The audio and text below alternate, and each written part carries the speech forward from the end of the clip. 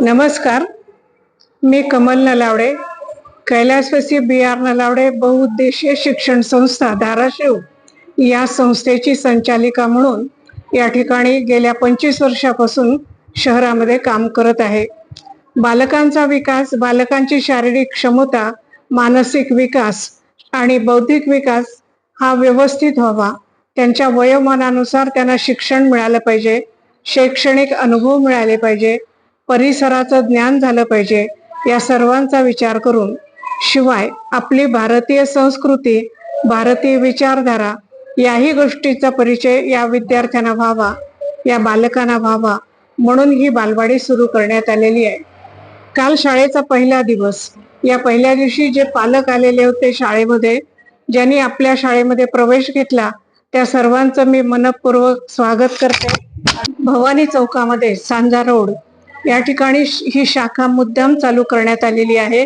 या परिसरात असणारे जे सामान्य कुटुंबातील विद्यार्थी असतील किंवा इतर इच्छुक पालक असतील, त्यांच्यासाठी ही शाळा उघडण्यात आलेली आहे. या ठिकाणी खूप चांगल्या पद्धतीने मला प्रतिसाद मिळत आहे. पालकांची खूप इच्छा होती की इथे एखादी चांगली बालवाडी मुलांच्या शिक्षणासाठी सुरू व्हावी, असंही त्यांना वाटत होतं. त्या पद्धतीनं गेल्या वर्षी या बालवाडीची सुरुवात करण्यात आलेली आहे आणि या बालवाडीच्या माध्यमातून मुलांना जे शिक्षण दिले जातं, अनुभवातून शिक्षण दिले जातं. केवळ पाठांतर आहे, लेखन आहे असं नाही, तर जे अनुभव मुलं घेतात, झाडांचा परिचय आहे, फुलापानांचा परिचय आहे, त्यानंतर मातीकाम आहे, चित्रकला आहे, अशा विविध माध्यमातून किंवा क्राफ्टच्या माध्यमातून, कातरकामातून मुलांना शाळेतील शिक्षण दिलं जात आहे, बालवाडीतील शिक्षण दिलं जात आहे, जेणेकरून त्यांच्या बुद्धीचा विकास होईल, त्यांना अनुभव प्राप्त होईल. प्रत्यक्ष स्थळभेटीच्या माध्यमातून सुद्धा मुलांना ज्ञान देण्याचा, परिचय देण्याचा प्रयत्न केला जातो, ओळख देण्याचा प्रयत्न केला जातो. छोटे छोटे विज्ञानाचे जे प्रयोग असतात, पाण्याबद्दल असेल, जमिनीच्या मातीबद्दल असेल, हवेबद्दल असेल, हे छोटे छोटे प्रयोग विज्ञानाचे सुद्धा मुलांना त्यांना अनुभव घेण्यासाठी दाखवले जातात. प्रत्यक्ष विज्ञानाचे प्रयोग मुलं हाताळतात आणि त्या पद्धतीतून त्यांना त्या अनुभवातून शिक्षण मिळतं, माहिती मिळते.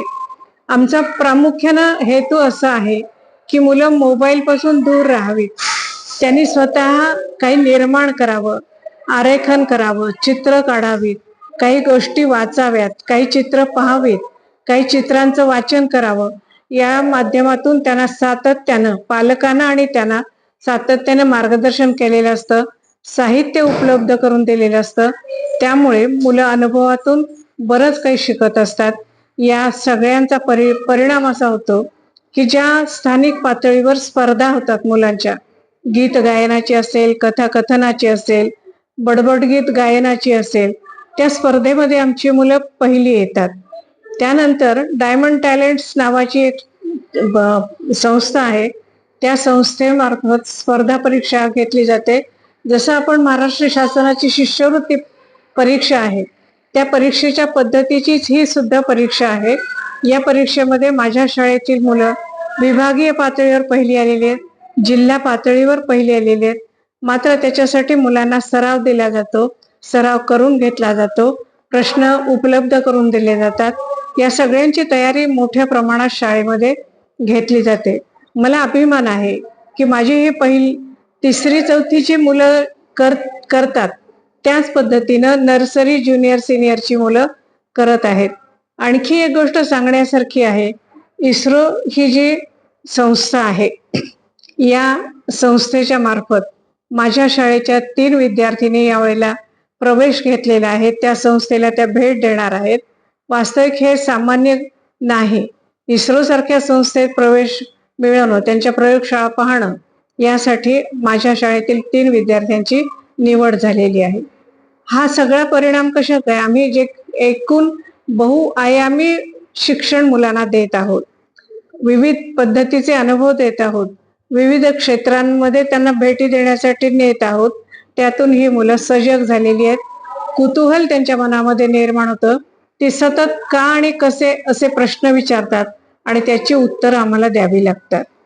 नम्रपणे माझ्या पालकांना असं आव्हान आहे की या सांजा रोड या ठिकाणी भवानी चौकात आम्ही ही जी बालवाडीची शाखा ओपन केलेली आहे, सुरू केलेली आहे, या 2026-27 सालामध्ये पालकांनी या शाळेमध्ये, या बालवाडीमध्ये प्रवेश घेऊन आपल्या मुलांचा बौद्धिक विकास, शारीरिक विकास, मानसिक विकास, बौद्धिक विकास करण्यासाठी जरूर शाळेमध्ये माझ्या मुलांना घालावं, असं पुन्हा एकदा मी सर्व पालकांना विनंती करत आहे. त्यांनी जरूर, पालकांनी या ठिकाणी त्यांचं स्वागत होईल